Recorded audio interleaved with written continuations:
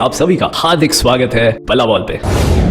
तो जी बात है ये 2012 की वनडे ट्राई सीरीज होने वाली थी ऑस्ट्रेलिया में। भारतीय क्रिकेट टीम और श्रीलंका की क्रिकेट टीम गए थे ऑस्ट्रेलिया के दौरे पर। हर टीम को 4 बार खेलने वाली थी और 2 टॉप की टीमें, उनके बीच 3 फाइनल खेले जाने वाले थे और आखिरकार एक विजेता होने वाला था। तो जी भारत ऑस्ट्रेलिया को खेलता है 4 बारी, सिर्फ 1 बार हरा पाता है। 3 बारी भारत ऑस्ट्रेलिया से हार जाता है। भारत श्रीलंका को 3 बारी खेलता है यहां तक, 1 बार जीतता है, 1 बार हारता है और 1 बार टाई रहता है। तो अब भारत तीसरा चल रहा है टेबल में और यदि भारत को फाइनल में पहुंचना है तो भारत को यह मैच जीतना है बोनस पॉइंट के साथ, यानी कि जो भी स्कोर श्रीलंका बोर्ड पर लगाती है भारत को वो पता है कितने ओवरों में चेस करना है।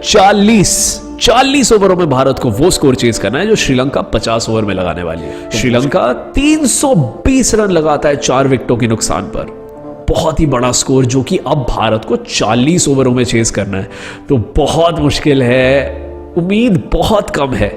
लेकिन सबको पता है सहवाग है, सचिन है। अब शुरू होती है भारत की पारी। भारत के ओपनिंग बल्लेबाज सचिन और सहवाग आते हैं, शानदार शुरुआत देते हैं भारत को। 5 ओवरों में भारत 42 पे 0 होता है, जिसके बाद ही सहवाग 30 रनों पर आउट हो जाते हैं केवल 16 गेंदों पर। तो उन्होंने अपना काम तो कर दिया था, एक जबरदस्त शुरुआत देने का। अब नंबर 3 पर आते हैं गौतम गंभीर। के बाद सचिन 39 रन बनाकर आउट हो जाते हैं केवल 30 गेंदों पर। इस वक्त विराट कोहली आते हैं नंबर 4 पर बल्लेबाजी करने। भारत का स्कोर 86 पे 2 होता है 9.2 ओवरों में।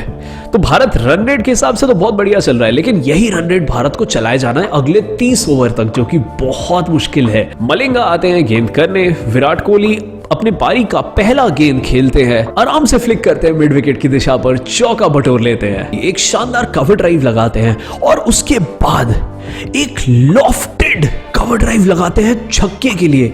और ये जो शॉट होता है ये आपका दिल चुरा के ले जाता है। विराट बड़े ही आराम से अपने 50 तक पहुंच जाते हैं केवल 44 गेंदों पर और भारत कंफर्टेबल पोजीशन पर है। थोड़े ही बाद गौतम गंभीर 63 रनों पर आउट हो जाते हैं। भारत का तीसरा विकेट गिर चुका है। सुरेश रायना नंबर 5 पर आते हैं बल्लेबाजी करने। 115 रनों की साझेदारी खत्म हो जाती है और अब वापस से मलिंगा आते हैं गेंद करने। भारत का स्कोर 215 पे 3 29 ओवरों में। तो यानी कि यहां से भारत को 11 ओवरों में 106 रन चाहिए, जो कि मुश्किल है। फील्डर बाउंड्रियों पे है, करीब 10 रन प्रति ओवर। तो अब असली चुनौती शुरू होती है भारत के लिए। कोहली 70 पर नाबाद है 60 गेंदों पर, बढ़िया से ताकत से स्लॉग करते हैं मिड विकेट की दिशा पर, चौका मिल जाता है और भी काफी बढ़िया शॉटें हमें दिखती हैं। इसके बाद एक लॉफ्टेड स्क्वायर ड्राइव दिखता है, एक लिफ्ट शॉट मारते हैं विराट कवर के ऊपर से चौके के लिए। अब विराट 98 पर है केवल 75 गेंदों में, जब लसित मलिंगा गेंदबाजी करने आते हैं। इस वक्त भारत 279 पे 3 है केवल 34 ओवरों में। भारत के लिए खेल बहुत आसान हो गया है और श्रीलंका अब पैनिक करने लगा है। उनको अभी 2-3 बहुत अच्छे ओवर चाहिए और खासकर कि विराट कोहली का विकेट जरूर चाहिए। इसलिए मलिंगा आते हैं। पहला बॉल विराट कोहली दम से मारते हैं डीप स्क्वायर लेग की दिशा में और डबल बटोर लेते हैं। विराट कोहली अपने 10वें अंतरराष्ट्रीय शतक पर पहुंच जाते हैं केवल 76 गेंदों में। मलिंगा वापस आते हैं। अगली गेंद पर बड़े आराम से विराट फ्लिक करते हैं, लेकिन इतनी बढ़िया टाइमिंग होती है कि डीप स्क्वायर लेग की दिशा में छक्का मिल जाता है विराट को। मलिंगा भी देखकर चौंक जाते हैं, विराट खुद भी चौंके हुए होते हैं कि इतनी बढ़िया टाइमिंग हो गई। ये दोनों गेंदें मिडिल स्टंप की गेंदें थी। अब मलिंगा अपना लाइन बदलते हैं, आउटसाइड ऑफ स्टंप डालते हैं, लेकिन विराट उसको भी कवर ड्राइव के लिए मार देते हैं चौके के लिए। फिर मलिंगा एक यॉर्कर डालते हैं जिसको विराट कोहली फ्लिक कर देते हैं स्क्वायर से पीछे चौके के लिए। जी हाँ, यॉर्कर को। इसके बाद हमें सिर्फ रिप्ले दिखता है इस शॉट का 2 बारी। तो 3 चौके विराट लगाते हैं स्क्वायर के पीछे एक ही जगह 3 गेंदों पर। मलिंगा का ओवर समाप्त हो जाता है। 24 रन पिटे होते हैं मलिंगा इस ओवर में और उनका मनोबल बिल्कुल नीचे चला जाता है। हम सब चौंके हुए कि विराट कोहली, इस युवा विराट कोहली ने बहुत रन तो बनाए पहले भी, लेकिन इस प्रकार कभी नहीं देखा इसको कि ये मारे जा रहा है। और दुनिया के सर्वश्रेष्ठ गेंदबाजों में से एक उस वक्त लसित मलिंगा, वो लसित मलिंगा जो अपने मर्जी से कभी भी यॉर्कर डाल सकते थे, बड़े बड़े बल्लेबाजों को आउट कर देते थे।